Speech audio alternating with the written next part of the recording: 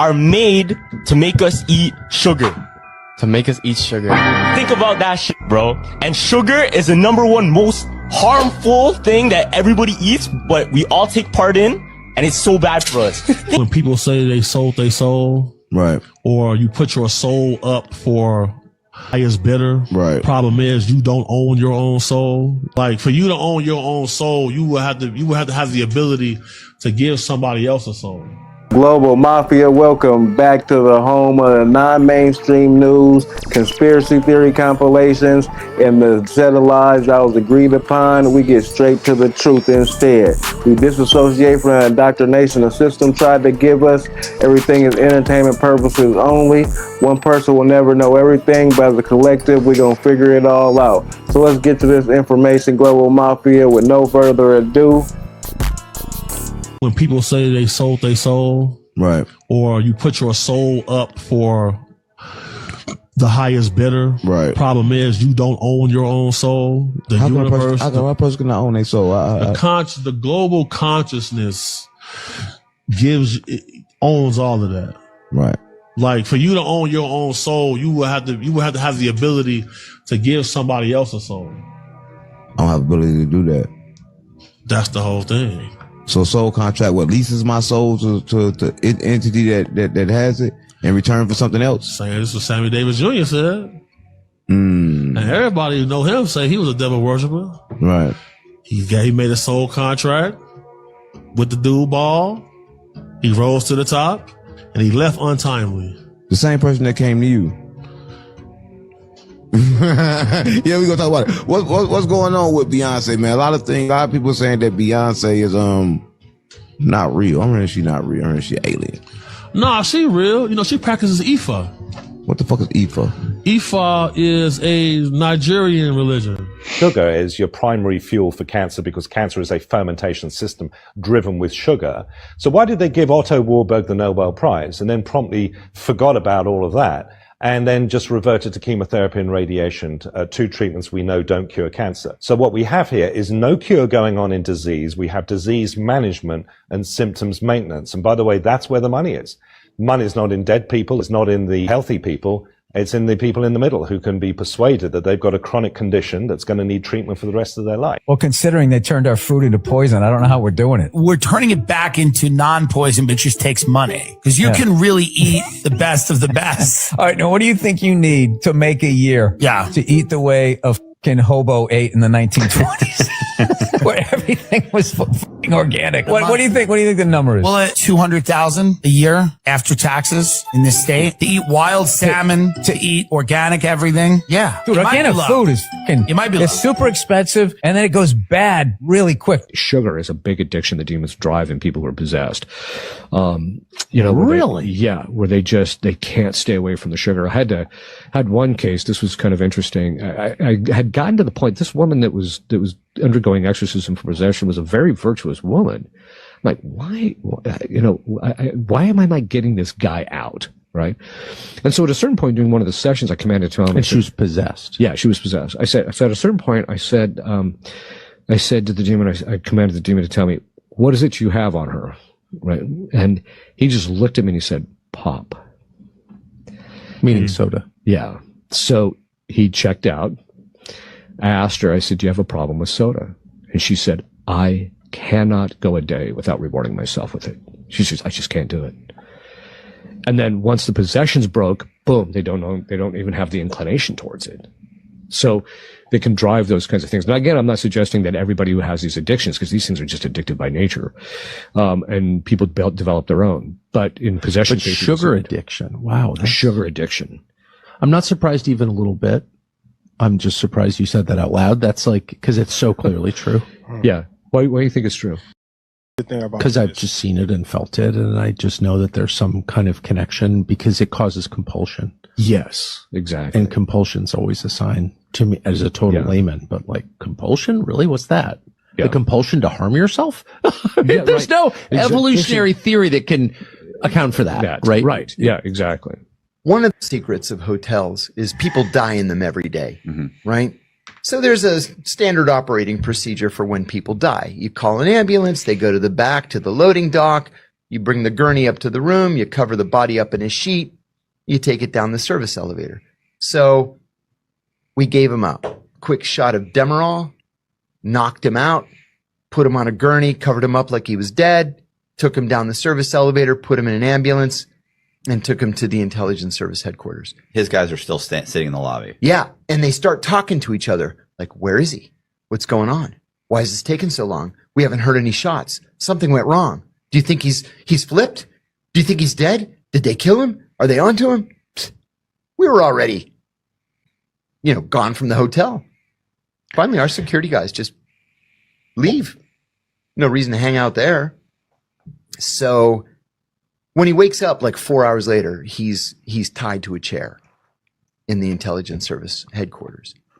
And I said, look, this can be easy or it can be terrible. It's up to you. Where are the weapons? That's all I want to know. He was the founder of a terrorist group in that country that was causing the government there some significant problems. We needed to nip this shit in the bud. How is Gen Z in naval special warfare? Very high EQ, very impressive. They have a low tolerance for abuse of authority. They've got a lot more courage to stand up to authority than any of us ever did. Let me give you an example. We had this young guy, he had a mistake out in town, and so he was going to come before me as the CO board, and I was going to determine whether he was going to stay or go in our system. Dude comes in, sits down, and my CMC's just letting him have it. And I'm watching this guy's body language the whole time, just like you and I are sitting here right now. Dude just sat there and took it. He was so secure in himself. He was like, hey, I don't think I made a mistake. Here's what I did. Here are the facts of my case. I regret that we're in this room and we found ourselves here, but I stand by my decisions and what I did and my choices. The last question I asked him, I said, hey man, right now I've got all the authority in the world to let you continue on in your dream of becoming a Navy SEAL or end your career right now and move on to something else. Do you fear me? And without skipping a beat, this dude leans forward. He goes, no, sir, but I respect you. That's Gen Z in a nutshell. The days are made to make us eat sugar. Think about that shit, bro. And sugar is the #1 most harmful thing that everybody eats, but we all take part in, and it's so bad for us. Think about it. We all eat sugar. We all enjoy sugar. And the times when the holidays come around, we eat a lot of that shit.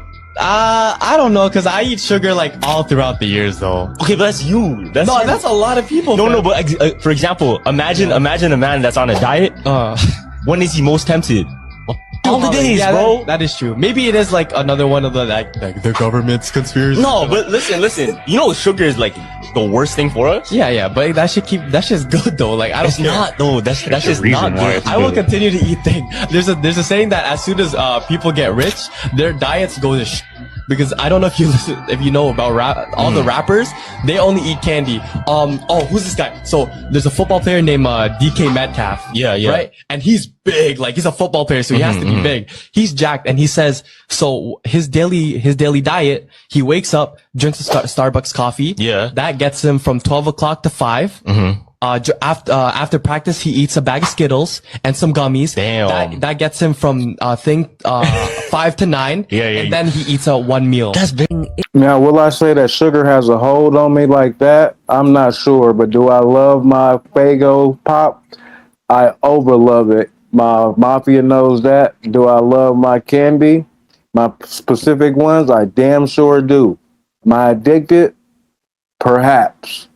My daughter doesn't partake in sugar, so that may be a problem for me. They're taking advantage of a altered state of consciousness where your visual cortex is they're taking advantage of a altered state of consciousness where your visual cortex is susceptible to believing it's seeing things that aren't there. There's a very particular type of person that the demon world is looking for, because just like the UFO agenda, the sleep paralysis is an agenda. It's a way of making them look far more powerful than they really are. They're not paralyzing you. You're not under their spell. You literally just aren't fully awake yet. I believe it's it. not just hot. It's I believe diesel it. fires. I want to believe fires made it hot. I don't want to believe they blew it up because that's scary. I wonder. So I want to if, believe the fire. If a fire is in a basement and the fire has diesel fuel and it's burning at some insane temperature and there's fucking shitloads of diesel fuel down there. I wonder what effect that has. I don't know. Do you? I'm pretty sure, based on my life's experience, that that's not going to bring down a building. A lot of diesel fuel life experience. Based on common sense. It's common sense that, yeah, if a building's going to fall at free fall speed, boom, like that. If a engineer after engineer after engineer, at some point, I'm going to believe them. At some point, I'm not going to. I understand, Eddie, but I don't know if you've necessarily looked into engineers that just. They didn't give us the full context on that conversation, but I'm guessing they're talking about 9.11. If we still think that wasn't a controlled demolition, I don't know. Is there anybody out there that still has a different narrative about that? Spam it up. Let me know. We can agree to disagree. I mean, I wouldn't. I'd shoot you straight. These are things that I've been texting with about my friend, with my friends in the coaching world. Even their wives are involved in the conversation as well. Stay on target. Stay on target. What are you talking about? What are you talking about? Careful. I'm trying to. You ever see Star Wars? Yeah. You see Star Wars? Yeah. As Luke is going down the I don't know. I'm not enough of a Star Wars nerd to know all the terms, but his wingman is telling him stay on target. Right. I'm just giving you. I don't look. There's a lot there, and there's only so much that is reported and known, and that's. I'm just trying to help. All right. In Star Wars, did they tell that they have the thing called "shut up" and just let the person talk? How about that? Tell me that and read that line back. I'm just trying to help you. We took an elevator down, which that was the first odd thing, is that it felt like we went down significantly further than like you would think you would. I mean, it was just awkward. It just stood out. You went way underground. I don't know if it was way, but it was further down than like a few floors, so I don't know how far, I don't know how fast the elevator was going. I didn't know I needed to pay attention to it at the time.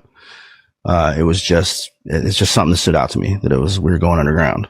And these are pretty well documented now across America, underground military facilities.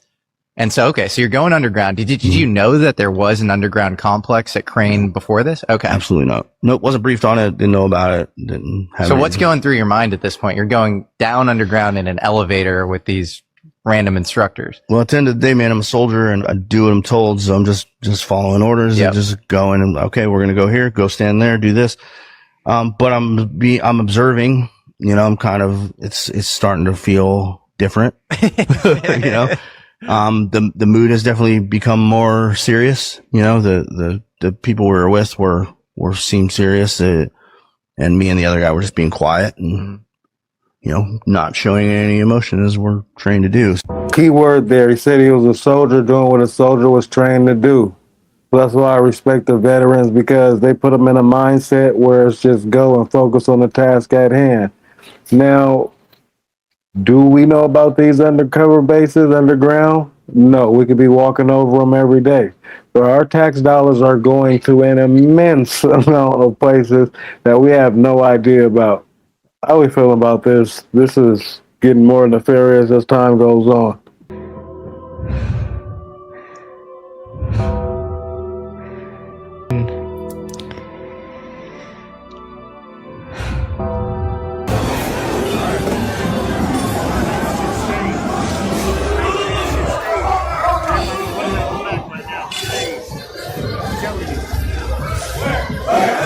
I got stuff on Saturn you don't have. Somebody is there. Saturn is inhabited. But the surface is not solid. It's gas. First of all, no, you've been told that. You don't know that. Very impressive scientist. He began to explain to me stuff about Saturn that blew my mind. My first question was, why the rings?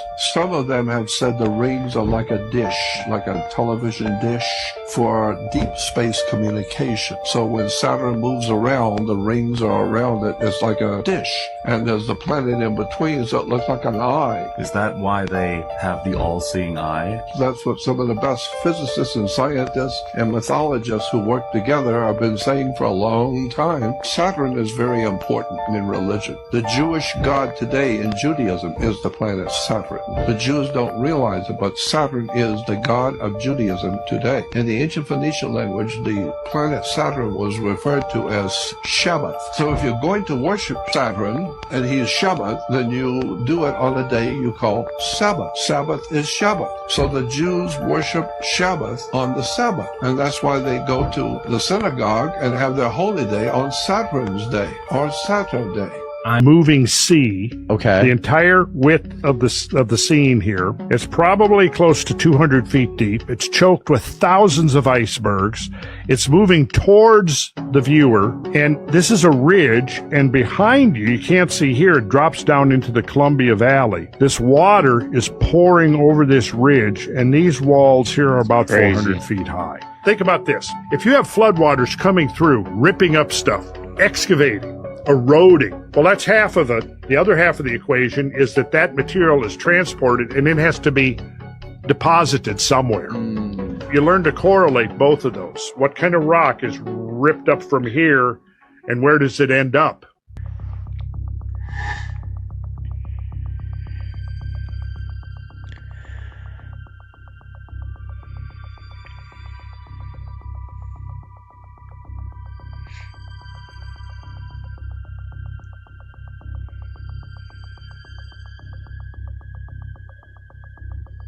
That was a little strange. Why was it necessary for him to put his hand behind his back? That added more validity.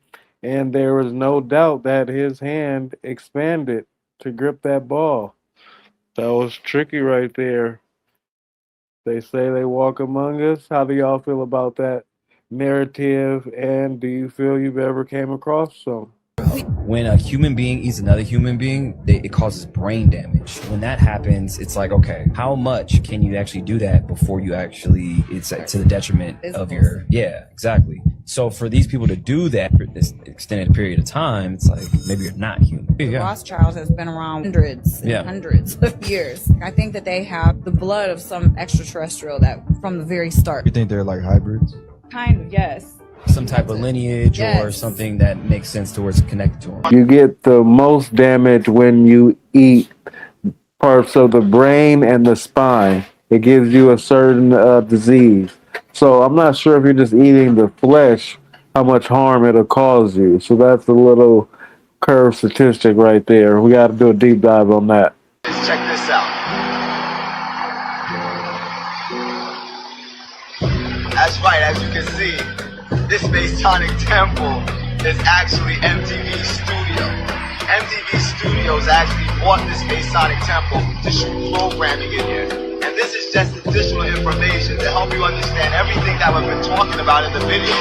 How they actually try to tap into this occult power so that they can influence our minds with this media. That's what's going on right here behind us at this MTV Studio building, which is nothing more than a Masonic temple. Special talents.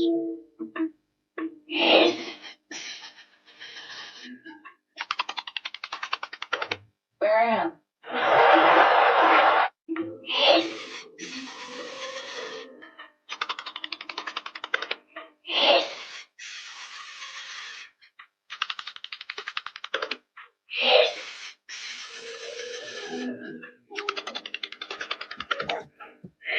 What's going on? What am I watching? What's taking place right now? In world history. Oh, wow. There's another group that was associated with the Knights Templar, but they're called the Knights Hospitaller. They're basically made of monks. Whoa. Like these monks that help people, but also were these elite warriors. After the dispersion of the Knights Templar and stuff, and the King of Spain, who's like, you guys can have the island of Malta. So there's like 500 Knights Hospitaller left. Cool. And this battle is called the Great Siege of Malta, and I never heard about it. No. 1565. 60,000 Ottomans. Oh my First 500. And they fought them, and these knights were chanting like for God, for St. John, and they were like hardcore. And the battle lasted about, I think it was like 5 months. Oh, could you imagine? The knights won. They ended up killing 30,000 Ottomans. Oh my These guys were different. That battle instantly went through all of Europe, gave every country in Europe like the confidence, like, oh, we can beat these guys. Yeah. Imagine seeing that battle. Golly. There's a theory that the Hoover Dam is secretly a demonic throne and that the government put angels there to cover it up. You go to the Hoover Dam, you're gonna see something really odd. There's a spot that has 2 giant winged statues made out of bronze. They look like angels, right? They are technically called the winged figures of the Republic, but this is the weird part. No one officially says what they are. They're not angels, they're not demons, they're figures. And that's not random. There's actually a floor underneath them that is a cosmic map. It shows the exact alignment of the stars the day that the dam was completed. Like they wanted like aliens or gods to find this later. You'd think it's just some like artsy little design, right? But the guy who made that design said that this is specifically supposed to last for thousands of years. Like that design was supposed to outlive our civilization. And this is where it gets a little darker. People also call this place the throne of the devil. But why would a dam need a cosmic star map and then 2 20, 30-foot bronze guardians? And then all of these like occult looking type symbols. Well, get this.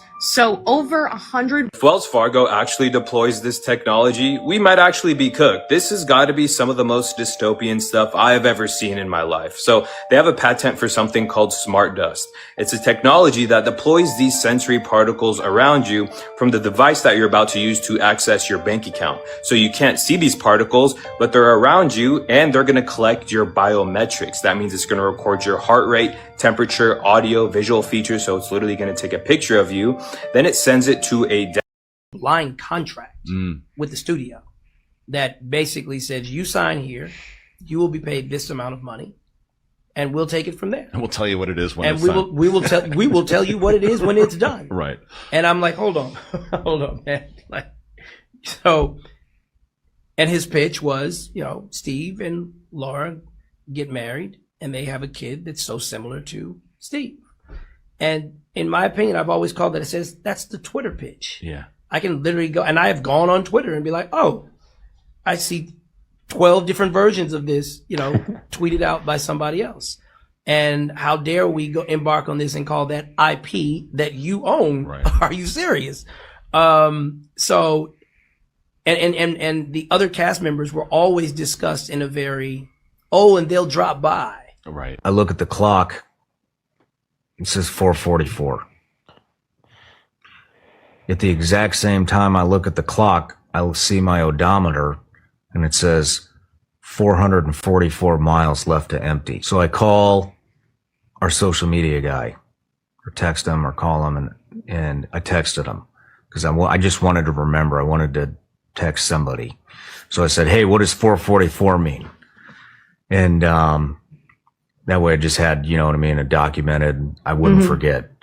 So I raced to the studios. He was here and whipped out my laptop and I'm like, what does 444 mean? 444 means that your guardian angels want you to know that they're around you and that everything's going to be okay. So I Googled it. What does 444 mean? That was the first Google result that I saw was your guardian angels want you to know that they're a Bigfoot or a Sasquatch. I don't understand it. Are there just not enough of them? Are they that elusive? Because obviously a picture or a video would kind of solve the whole thing. Well, actually, no, that's not true at all, actually. Right. There are some very good photographs and videos of Sasquatches. They aren't very plentiful, that's for sure, but neither are Sasquatches, so you would expect that. In fact, Sasquatches are likely some of the rarest large mammals in North America, by far. By far. Kim Jong-un is now praising his soldiers for ending themselves. During a speech this week, he confirmed that a long-suspected and pretty disturbing North Korean battlefield policy is real. You see, if you're a North Korean soldier and are captured, it isn't just seen as defeat. It is considered actual treason. In fact, your family at home can be punished for this, which is why you are expected to sacrifice yourself rather than become a prisoner of war. While referring to soldiers that recently died in battle fighting for Russia against Ukraine, he said, quote, those who hastily opted for self-blasting grenades in order to defend the great honor or heroes. This is the definition of the height of loyalty to our army. In fact, it's at the point where some North Korean soldiers who were captured alive reportedly said they regret not blowing themselves. You got a kid, don't ever let him put his cell phone near his head, and don't let him carry it in one of his front pockets. If it's a girl, don't let them carry the cell phone in their breast pocket. Don't let them carry them anywhere near their ovaries. And the farther the cell phone is from your head, when you're talking, the better off you are. This is not hyperbole when I say tens of thousands of studies that show the really extreme dangers of cell phone radiation. And people. That's a great place to end that compilation with RFK right there. I wonder why they're allowing RFK to get this knowledge and truth out there. Maybe perhaps because there's nothing we can do about it. But shout out to him. The people who are the makers of these technological devices, don't let their children or family around it at all. Keep it away. The babysitters confirm that, the nannies, everything in the middle. But with that being said, that's another wrap up of this information. Remember, one person will never know everything, but as a collective, we can figure it all out. Make sure you come out to Intellectual Street Thoughts tonight at 9 p.m. Pacific Standard Time. If you're still here, you're a real soldier. Put Global Mafia member in the comments. Hit that like button. Don't forget to hit that sub button. And I'll be here tomorrow. Same time, same place, same space. Cash, capital K. Don't forget the $ for the S.